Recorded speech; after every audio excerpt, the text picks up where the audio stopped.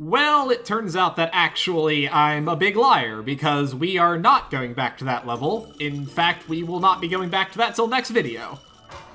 Ladies and gentlemen of the jury, please find it in your hearts to forgive this man.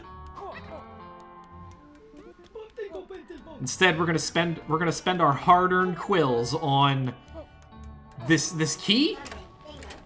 Sure. That bat has a cool nose. Okay. Anyway, this is the pipe's son, and apparently he broke the AC that's supposed to be going through all of those pipes outside.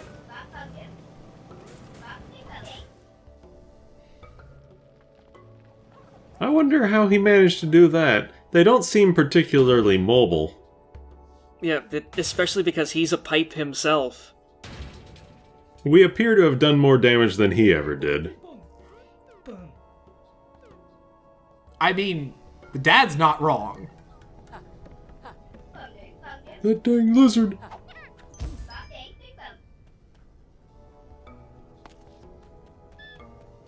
Anyway, while we're here, let's just go ahead and ruin everything else, and, sure, yeah, let's just stop their furnace going, too, while we're at it. Look, they shouldn't have put a water fruit plant in their house. I mean, like, at this point, yeah, you pretty much have to go through and ruin every letter of the acronym HVAC, so...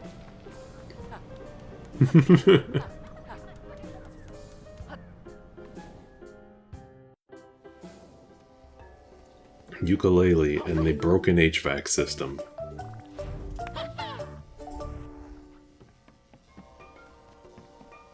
Sounds like secrets is the kind of tonic you would use if you were unable to ascertain this game's deep lore, and it would let you press a button to tell you if there's a secret nearby. Oh, no, it'd be even better if you put that tonic on and it, like, literally just, like, told you random backstory facts about the game that, like, no one cares about. Can you spot the secret in this room? I just did. You didn't give much chance. You're a really shitty Dora the Explorer segment host. Can you spot the secret? No? Well, fuck you. Here it is. Dora, you can't say that on TV. Dios mío!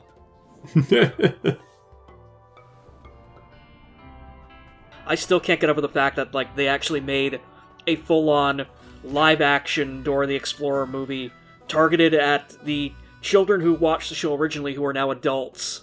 And they did, didn't they? Also, I'm surprised. I figured that was like secrets within secrets, but no, this is Critical Path. Yeah, no, there's a level here. Okay, sure. I like this one a lot. Ropeburn Ridge has absolutely nothing to do with the name Ropeburn Ridge, but is a really good level. I was gonna say, wait for there's no ropes in this level at all. Anyway, please enjoy my giant bat, who is bigger than my lizard. I was wondering what we were looking at. Oh yeah, you mentioned something about horrifying body mod tonics. Ah, that's what. Are we big head mode? Yes. There are multiple big head mode tonics. The 90s really didn't die, did they? Yeah, there's also one for Yooka, and there's a couple other ones. Like, there's one that actually changes Yooka to be more human-like. Oh, God. Yeah, that one's pretty fucked up.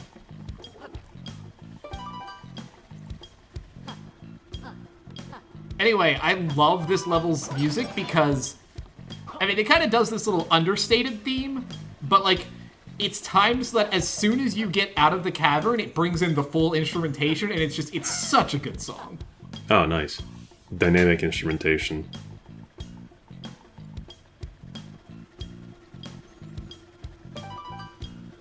I love that goblin guy is just, like, shivering with anticipation, like, he's gonna come eventually, he's gonna come, I know it.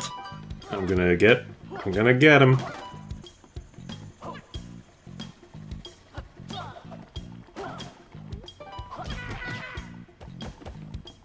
Also, the way Laylee's proportioned, it kind of makes it look like not so much big head mode, it's just like big Laylee mode. Well, that is the point. I was just kind of joking about big head mode.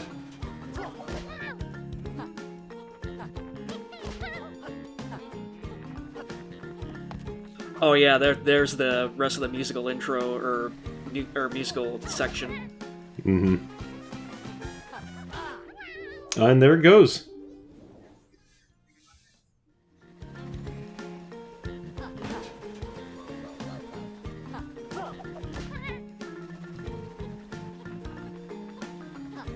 I like you weighing the risks there.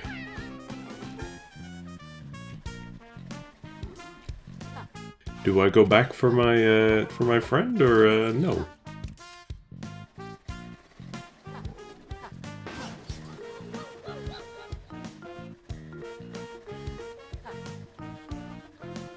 Rope levels can kind of sometimes be pretty boring because of what they are, but this one seems pretty bearable.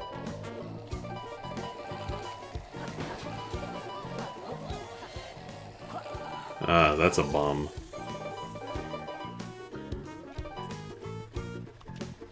Yeah, wait till you see what you have to do to get that bomb here, though.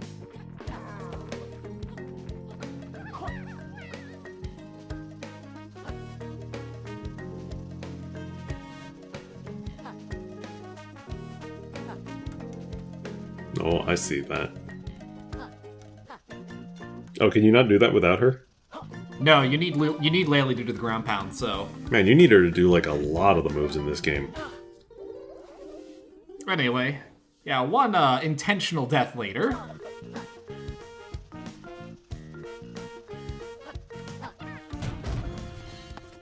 Ah. Now go back, idiot. And don't get hit, because if you get hit, you drop the bomb, and you cannot get the bomb while you're on a rope. So if it lands on the spikes, tough shit.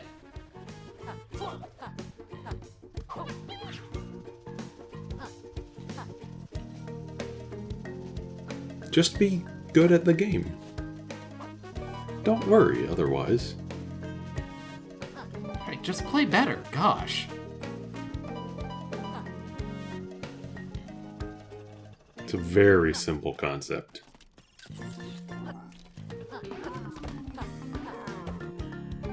As an aside, I always get mad watching these videos back because I miss every blindingly obvious secret that I definitely should have seen while I was playing. Like, there was absolutely an area down there that off to the side where it was hidden. And you'll see that I realize it right now.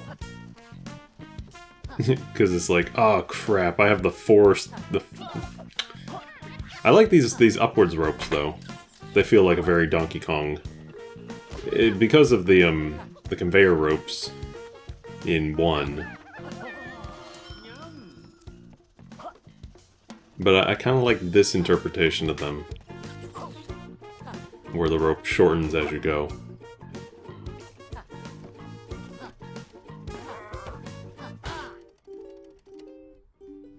Are you sure about that one? I didn't say every death was intentional. Some of them are just me being trash. I was gonna say, that seemed like you just pointlessly jumping into that bramble for no reason. Oh, and the bell was right there. You could have got Laylee back and avoided that completely. Look, did you not just hear the game meekly celebrate how awesome at this I am? Obviously, you're not paying attention. Hooray!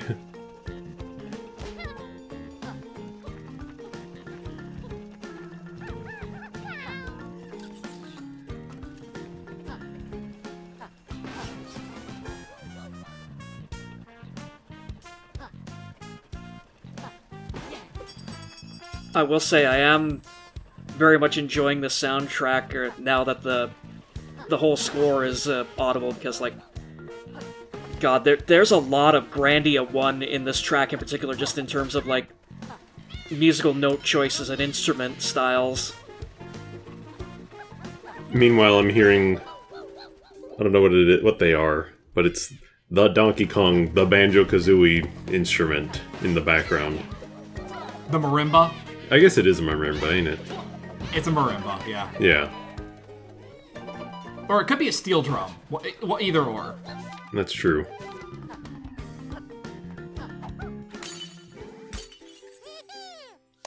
Yeah, steel drum's probably the more appropriate choice. Jesus, fuck that head. It is big head mode. I'm terrified. She doesn't even fit on the screen. I was gonna say, I'm legitimately surprised the animations lined up. I thought there was gonna be some clipping there like crazy.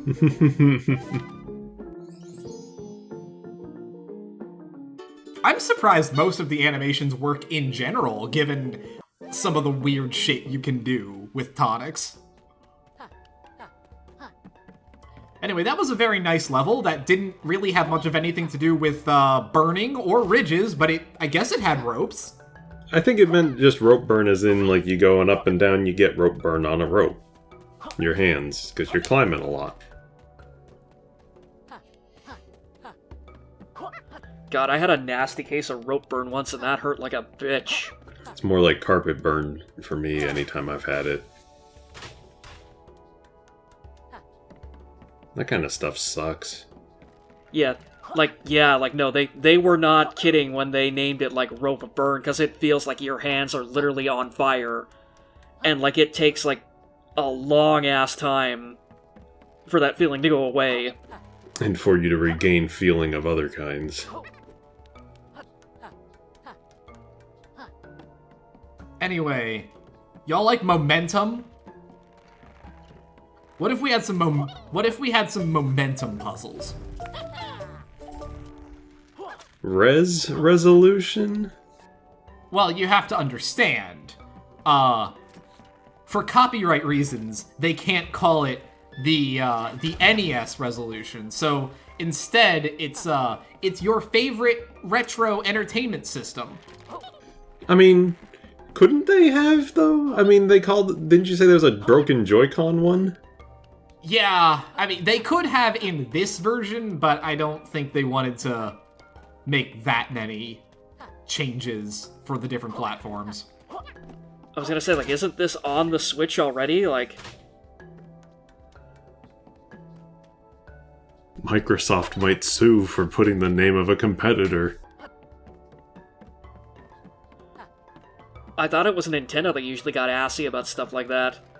I mean, it's also a shitty reference to their fake retro systems that were in the original Yooka-Laylee. But I mean, speaking of asses, I'm also just speaking out of mine.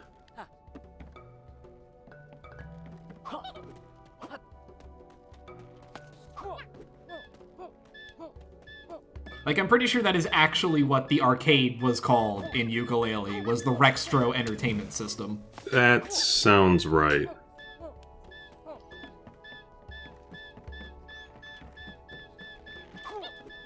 But I played, like, those minigames once, and I was like, oh, this feels terrible.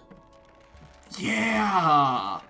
You know, reason number 300 to just never, ever have anything to do with Yooka-Laylee 1.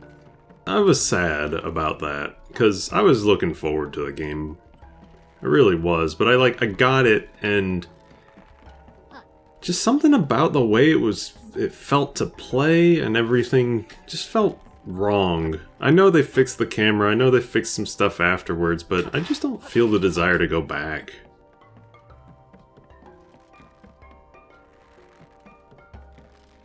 I mean, I don't know how much I buy that they fixed anything, because... Fun fact, like, before I started recording this, I actually did boot up Yooka-Laylee on my PS4 and be like, well, you know, they fixed some stuff. It's gotta be better now, right? And I lasted 20 minutes before I uninstalled it. I mean, I think there's more like, fundamentally... There's fundamental problems with the design. Oh, yeah, no, Yooka-Laylee's got a lot of problems. So, like, that's the big thing.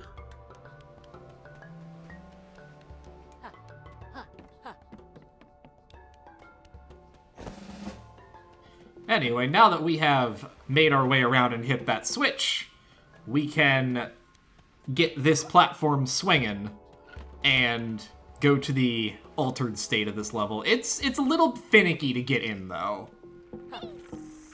Yeah. Looks like it would be more finicky to get into the standard version now.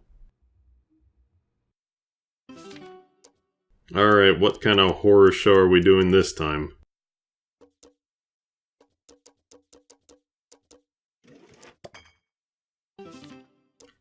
This episode is for the 90s.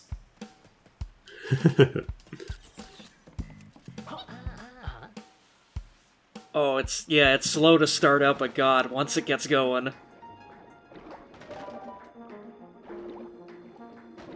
Yeah, it definitely looks like the frame rate gets dumped here. I kind of like the effect, though. This one seems okay. Like, it's in your face, it's kind of obscuring, but I still like it. You know, I don't mind this one. Like, there are some that I'm like, I am never using this again, but this is fun. I like this one. Yeah, like the video tearing and the tracking lines, like it gets kind of bad on occasion, but they CRT corners as well. Yeah, but like they know when to do it in moderation in this one at least. Mm-hmm.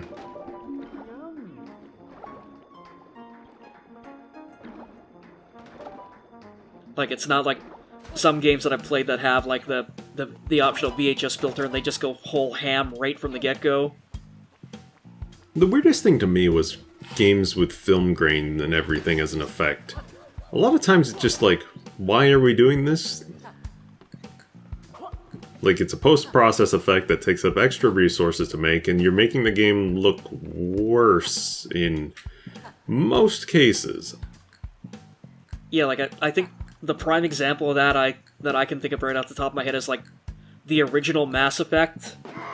Like, Mass Effect does this really weird film grain, and it's something that, like, you can barely notice under ideal circumstances, and the second you turn it off, it makes the game look infinitely better and run better. Mm-hmm. And gone. No, I guess the one that I would say was pretty good would be Alien Isolation. Yeah, Alien Isolation probably does really well with this kind of effect. I heard that the Switch port was actually really, really well done. Yeah, depending on how much you want to trust the hyperbole, I've heard it's possibly, like, the best Switch port. In general, I tend to trust Digital Foundry on these kinds of things, because they, like, do proper testing and stuff, and that's where I heard about it. And they were basically saying, yeah, this is extremely impressive for the Switch. And not just in a, like, oh, this is the Switch, this is nice on the Switch. No, it's like, this is actually probably the best console version right now. Which is weird to say. Doubly so because, like, Alien Isolation was specifically built around that, like, late 70s, early 80s, basically, like, black and green screen computer interface effects, so... Oh, well, I thought you were going to say specifically built around, like, older console architecture. That's where I thought you were going with that. Yeah, no, just visually it was meant to, like, mimic the look and feel of the original film, like, yeah, right down to, like, the computer interface technology that they were using. They did a pretty good job of that. I remember, I didn't beat the game, but I remember having it and just quite enjoying it. I've seen, like, footage of, like, people playing it, like, I know, like, C. Jacobs has done, like, a playthrough or something, at least, and, like, when you pull out that radar that tracks the alien, it is the same user interface, the same radar screen from the original movie, and I was going, oh, holy shit. Yeah. Did your reward just straight up not go into you? That's a little silly. And your reward is suicide bait. I don't even know why I killed myself on that one, to be honest. Like, sometimes, like, I can be like, oh yeah, that was obviously an intentional death so that I could go back and get something, but, like, I don't know. That one was just a fuck it, into the spikes. I missed 110 Quill. I cannot live any longer.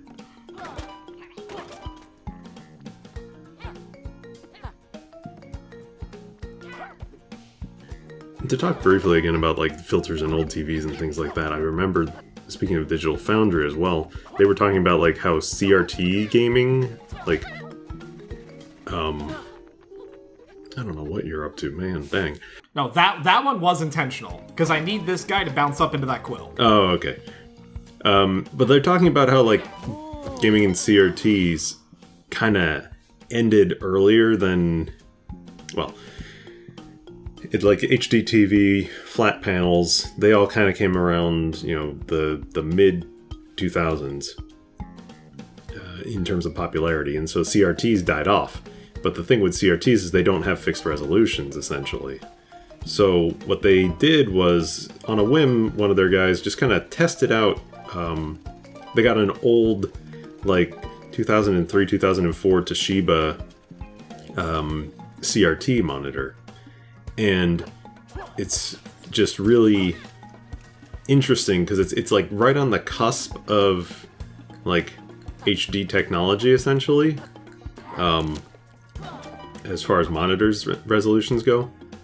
And basically what they did was, because CRT doesn't have a fixed resolution, you can kind of turn down the in-game resolution to really, really small like sizes, and then turn up all the effects on whatever you're playing and have a really crisp, clean image, because CRTs don't do pixels the same kind of way. So like he's playing Control at like 480p or something like that, and it's looking incredible, he says. Now obviously the problem is you can't show it on like in a video, because we were all watching on, you know, flat panel LCDs or whatever. So it's one of those things that you kind of just have to hope, you know, take his word for it, but it's interesting, I suppose. A technology that we all kind of abandoned because we thought something better was coming. And, I mean, these are better, you know, they don't weigh 40 pounds. I was gonna say, like, I did kind of half-heartedly try something like that, like, about probably 5 years ago or so. I bought like a $40, like basically like 50-inch CRT TV set off of like Craigslist, and I got it home, and like the thing was just so fucking heavy, like I couldn't even get it out of my basement, so like I just left it there for years. Just this gigantic piece of glass and plastic, and like it was like, God, why did I buy this thing? And I never used it, so I never got the chance to see, like, if it was worth it or not to try, like, playing PS2 games on it again, because, like... Yeah, there's a lot of stuff about, like, old TVs, old computers, the way old systems display graphics and do all sorts of stuff. And it's interesting, but with the way our TVs are now, those old tricks don't work any longer. So it's just just a little interesting thing, like a what if we hadn't moved on? What if CRT technology had continued? And the VHS filter made me think of all that. But yeah.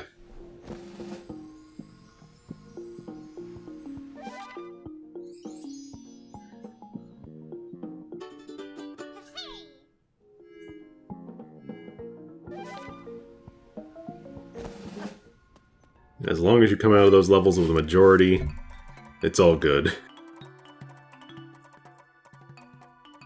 Anyway, what other horrifying things can we choose from? Was that one that said Blockbuster film? Yes. I believe that one just basically like super saturates all the colors. I think we actually see that one soon. It's something. No, it actually kind of hurts my eyes to look at. Unlike all the rest of these. Nonsense. These tonics are perfect, and I will not see you saying otherwise.